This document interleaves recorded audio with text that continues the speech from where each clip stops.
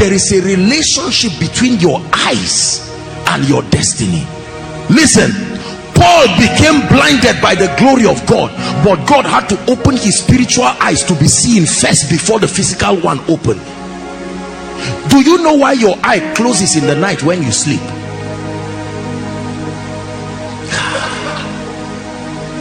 Light me, Lord, light my life, light my destiny.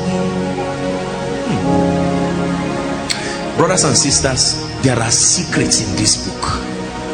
When you find it, your results are not just an issue of wish. These eyes you see, let me tell you what happens. Anything the eye makes contact with consistently, the mind, listen to me carefully, what your eyes makes contact with, it forces your mind to begin to think on that reality. Now watch this. It is not the thinking about it, it is an incubation that starts happening in the realm of the spirit. Now the Holy Ghost knows the solution.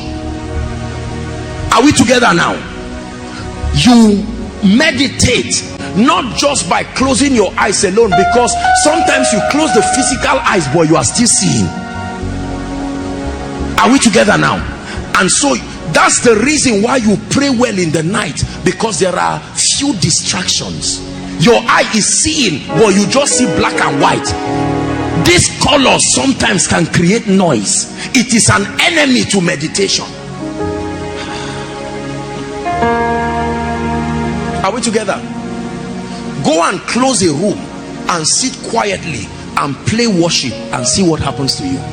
Where you are not seeing the speaker, NEPA took light and you are using your phone to worship, and you pray they don't bring light because it's doing something to you. This eye is a transmitter, the same way you have a radio wave. Watch this. Not just your ears, this eye, the creation of a radio wave is in the similitude of the way God designed men to walk. I don't mean reading it, just looking. Open thou my eyes that I may behold wondrous things. What did David know?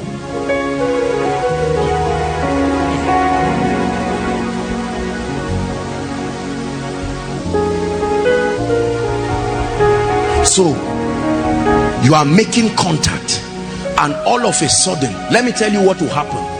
Very soon your eyes will stop seeing. You are looking but you are no longer seeing. Your mind is what takes over. Have you seen that happen? That you are reading something and for hours you keep reading the same line, you can't move forward.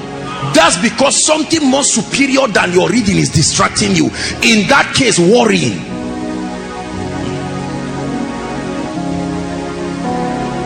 The eyes, then your ears. These things are gates. I'm showing you. Notice that you have a selection of songs in your phone or whatever. You never sit down particularly to hear them, but after hearing them 5 or 6 times, you know the next song and you can sing along. If they ask you to sing it on your own now, you can't sing, but once they play it, you can follow it and sing. These are systems. The eyes is a very deep and dangerous mystery. Yes. He told the man at Gate Beautiful, look at us, use your eyes. I'm about to talk to you. I thought you said give me your ears. He said look at us steadfastly, and he looked at them and he said now you are seeing. What was the requirement of Elijah receiving from Elijah? Not if you can hear me, if you can. Was he not looking at him? This is your Bible. I'm not reading an occult book. This is your Bible. When Jesus was levitating to heaven, the Bible says they kept looking at him. Their eyes stayed on him until the clouds received him. Something happened to them. Could it be that the only thing you have been doing with your eyes is to just look around? No. That's why you don't remember the faces of blind people, because you cannot see their eyes. The the part that makes your face recognizable is your eyes.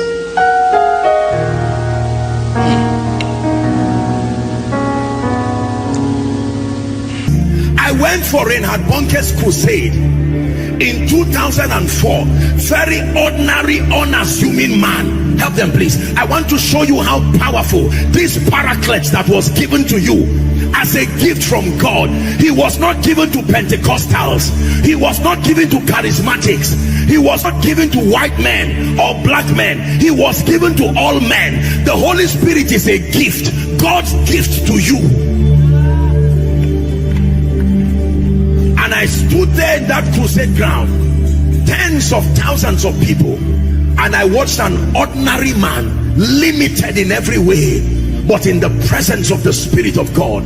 After he finished preaching, very simple message, and when he was done, it was time to pray for the sick, and he was about to take a cup of water, and then the Lord opened my eyes, and I saw, that was the first vision of the person of the Holy Spirit I saw.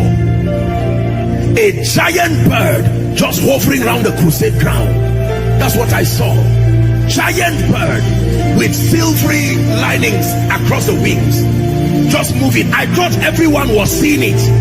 By the time that vision will be over, I had even turned to back the stage, and the Lord took me to Genesis 1 verse 2, and the Spirit of God hovered around them. That was where I got. Listen, let me tell you this. I didn't just see it as a sermon, that the union of the movement of the Spirit and the spoken word is what produces the miraculous. Help that lady. Without his presence, ministry will be a burden. Without his presence, you will only be an inconvenience to people as a man of God. Invite him to your home, invite him to your church, invite him to your business, invite him to your family, invite him to your body. Hold on, look up please. Hear me. Your body can either be his temple or a den of robbers. You have to choose one of the two. Your body can be either of the two. Either his temple where he resides in light, or it can be a den of robbers. And we know the chief robber is Satan himself. John 10:10, that the thief cometh not but for to steal. If you ignore his ministry in your life, your body becomes a den of robbers.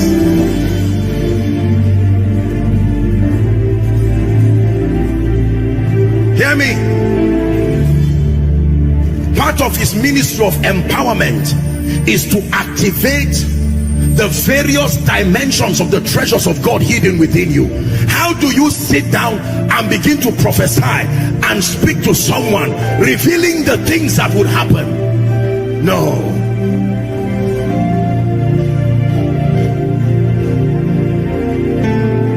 Immortal, invisible God, only one, most glorious, most precious,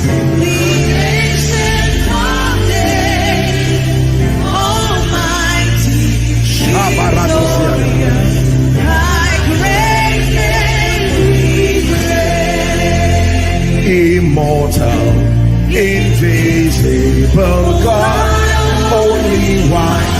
That's the part I want you to hear. Just because he's invisible does not mean he's unreal. He's only invisible to the frame of your sight, but he's ever present, even here tonight. Even here tonight, we know that he's here. He is brooding over every darkness. You are causing lights to shine. The Holy Ghost is brooding over every darkness.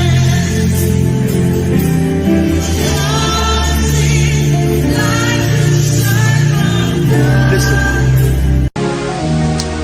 Jesus was teaching, and he said the eye is the light of the body. Listen carefully, please Please listen. The eye is the light of the body. Do you know what Jesus was saying? I hope you know Jesus was not teaching a parable. Go and Google the parables of Jesus. You don't see that story as a parable. He was giving something. He was teaching a powerful principle, that the eye, these two objects you see in front of your face, that there is a mystery. Seeing is only one of the functions, and it's simply because that's all science told you. There is a system of transporting realities to and from the realm of the spirit that only your eyes.